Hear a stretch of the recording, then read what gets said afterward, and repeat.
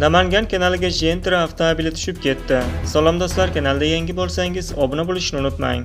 Namangan viloyati Yangi Namangan tumanida Gentra rusumli avtomashina kanalga tushib ketdi.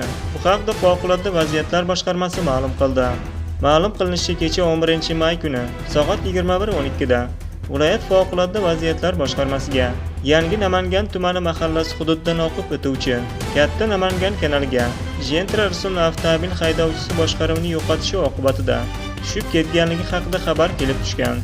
Xabarga ko'ra, viloyat Favqulodda vaziyatlar boshqarmasi qutqaruvchilari zudlik bilan aytilgan manzilga yetib borib, maxsus texnika yordamida haydovchi va avtomobil kanaldan olib chiqilgan.